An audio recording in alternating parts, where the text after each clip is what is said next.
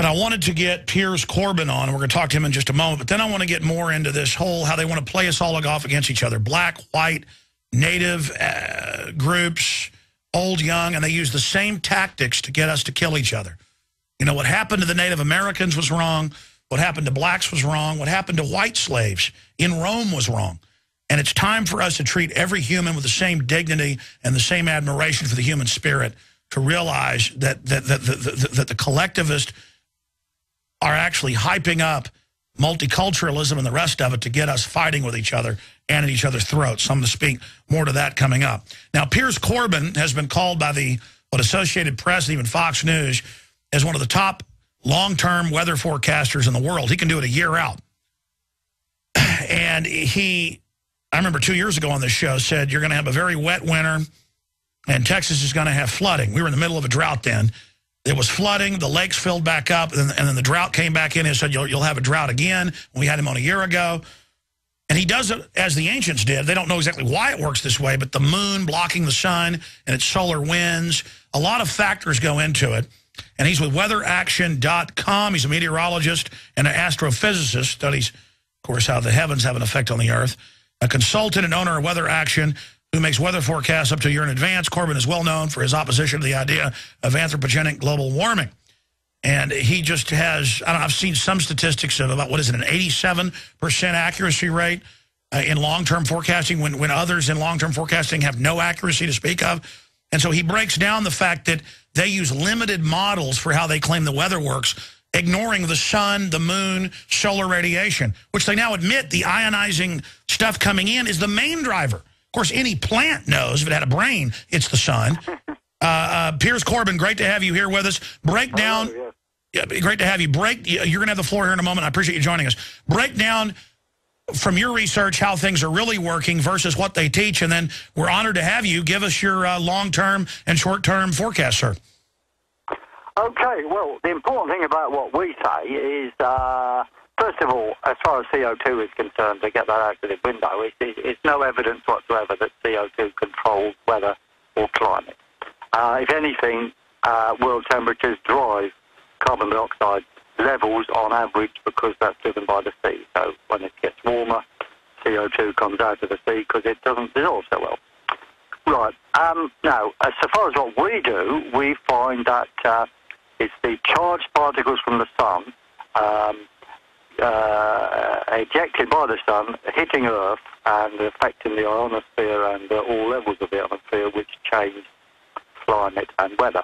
Now, these are modulated by magnetic connections, whether they're good or bad, which goes into magnetic cycles, and the stratospheric winds above the upper levels of the atmosphere, and the moon, which interrupts the solar wind in various ways.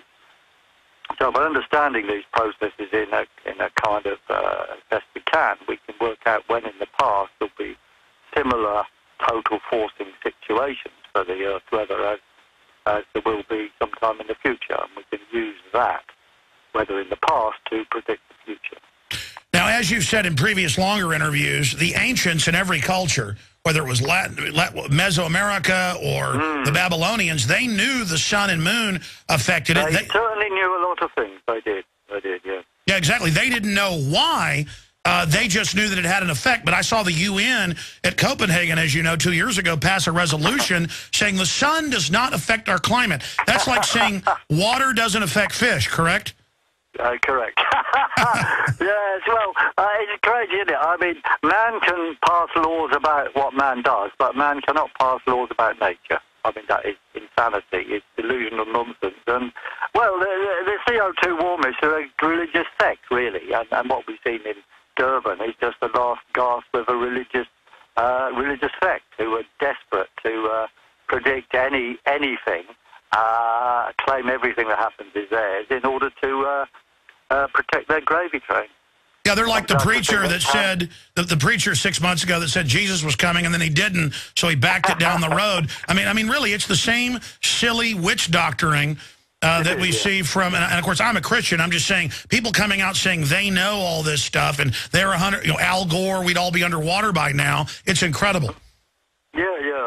Well, you see, does Al Gore believe it? I mean, he's calling on the third world to not develop, or to develop in his own way with low carbon footprint, as he calls it, which is cost 3 times as much.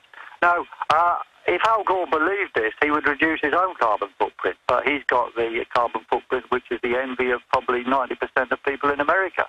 Namely, they'd like to have, you know, as many cars as he's got and as many households as he's got, all producing CO2. So he's total hypocrisy. And furthermore, he's got a house near the sea, so obviously he doesn't believe it's going to be a great flood soon at all. It's just nonsense, lies, deceit, and in the end, theft from the vast bulk of the population. And by the way, that's not our opinion. We have the emails. It's all come out now. But shifting gears out of that to real science, and again, the media's done analysis. We've shown the articles in the past. They're on your website. You can see the past forecasts. You've been stunningly accurate. So I'm going to be a little bit selfish here. Can you give me the North American prognosis, sir? Well, we will do. Why is we had a number of statements we made back in October, which have been turning out right, actually, but for some parts of Europe, they're starting to be going wrong. So we've been revising those forecasts, and in a week or so, I'll be glad to come back and give you a much fuller one for the USA and South Canada. The interesting thing is there's going to be a lot of wild fluctuations this winter. They're not going to be uniformly cold. But there will be some very heavy snow bouts, and I'd like to, give you the right timing of those. So if you have me on in a week or two, we'll give you all we know, but we are checking. Sure, I understand you're crunching the latest numbers, but I mean specifically, generally for North America, I mean, I know you don't want to give your full forecast before it's ready, but yeah. Well, there's going to be some very severe bouts of snow in the northeast at times. That is true. With thunder snow as well, and we've got some provisional ideas of when. But it's best to come back with But I noticed 8 months ago you did predict early snow and we did. And it was record early for Colorado and other states. No, that's right. No, we were very pleased with that. But it's best if I come back to you on the detail, because what happened in Europe was very interesting. We expected we had a mild start to November, which happened. We expected it to cool down quite rapidly to an exceptionally cold December. Now it didn't cool down like we thought. So then we looked carefully at the options in the past and found that rather than the ones where the moon was more important, we should look at the ones where stratospheric winds are more important, because there is choices about the past. So we changed to that set of options, and that says that December in Britain and West Europe will be cold, pretty cold, and snowy until near the end. But not exceptionally cold. So, we've changed the forecast, and what we said now, the revised forecast is working out superbly, and there is a lot of snow in the north parts, and it's rain in southwest England, which is what we said. And we're also, interestingly, predicting a very mild spell right at the end of the month, where there'll be low pressures just sweeping in, making it very mild in Europe. Now, that may be accompanied by very cold and very snowy in northeast USA. But before saying that, for sure, we want to check a few things. Generally, well, then obviously we'll get you on in a week or two. Should I get you on later next week or early in the next week to make sure that you've got it all ready? Later next week will be good. Okay, well, then I'll ask Jaron, the producer, to how about we set you up for next Friday, sir? Yeah, that'll be perfect. Okay, yeah. Well, since you say you're not quite ready with the forecast, the next 6 months into the next year, which I totally understand because you're actually doing real science, not just making stuff up like Al Gore. Generally, looking at the world and the enviro cult, that's actually a cover for the eugenics cult, Lord Monckton and others point out that they admit in their internal documents that are public, they want to reduce population. They want to cut off. They want to cut off the third world's energy, but then they always lecture everyone that we've got to get these carbon deals to help the third world when it's really a death sentence, and that really the mainline liberals aren't liberals at all. they are a bunch of green fascist anti-humans. Yeah, yes, I agree with that. Yes, I've been to meetings where, you know, they sort of forgotten we were there, and they suddenly start talking about reducing world population. And then they say, you know, the world has to go down by 1/3 or a half, and but it only has to be 25% in the United Kingdom, they say. Now, how they're going to achieve this, I've no idea. Yeah, well, my point is, and I see the same thing in England and Europe, they say the carbon people are like, have open borders, have, you know, to the third world, be loving to them. And I'm like, how about you not shoot them up with deadly vaccines and that you've been caught spiking, and how about you don't cut their power off and their development? Yes, that's right, that's right. I mean, you know, I support the electrification of Africa, and if that requires coal-fired power stations, which are the cheapest, then that's what should be done.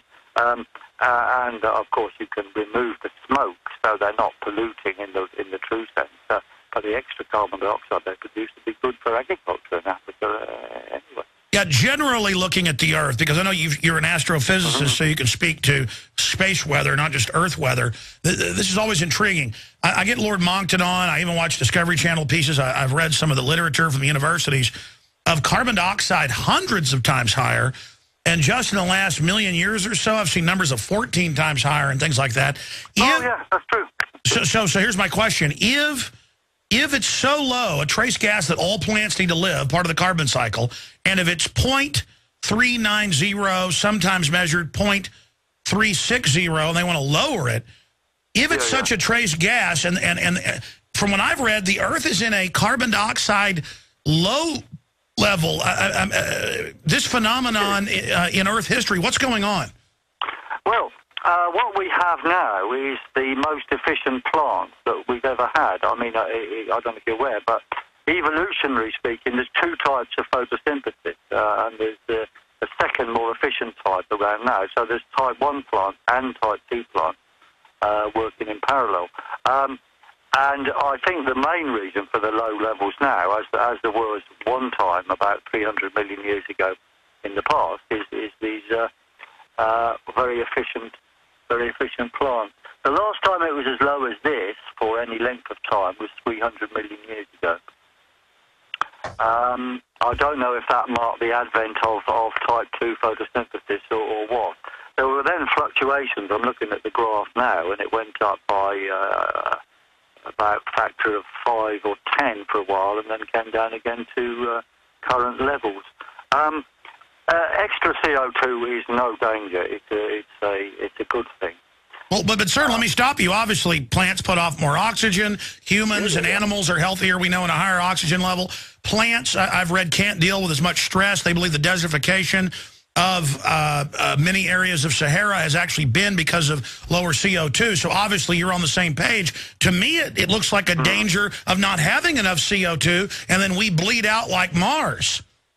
Well, that's true. Well, Mars, land in Mars is probably to do with other things, but the CO2 levels, if they go very low, much lower than they are now, it means some plants wouldn't survive. Now, you see, there's certain, and I would say mad scientists, and that is the right word, in the delusional CO2 warmist camp, who want to develop microbes which would remove CO2. Now, from the atmosphere. Now, if these microbes are more efficient than photosynthesis, then they would reduce the levels of CO2 in the world, and the consequences would be that all plant life would die. And if that happened, we would die too. Yeah, I saw that. They're developing these. They could release them and kill the planet. Insane, dangerous, these people. And quite frankly, they should be locked up or set to do some useful work, such as coal mining in Africa, to help electrify Africa. I know. We're trying to empower Latin America, Africa, Asia. I want people to live and be wealthy. And then the fake liberals call us racist when they want to kill these brown people deader than a hammer. Sure. I think I should tell you a few things about general pictures of the future and more extreme events and so on. I mean, the first thing to know about our forecast is that when we have a big extreme event, we normally also predict some event on the sun, and you can see this. Tell you what, stay there. You've done that accurately. Final segment, Piers. Stay there. WeatherAction.com. Incredible scientist, incredible information, and yes, They're already testing microbes that destroy carbon dioxide. Get rid of it. Folks, they want to kill the planet. These people are psychopathic demons from hell.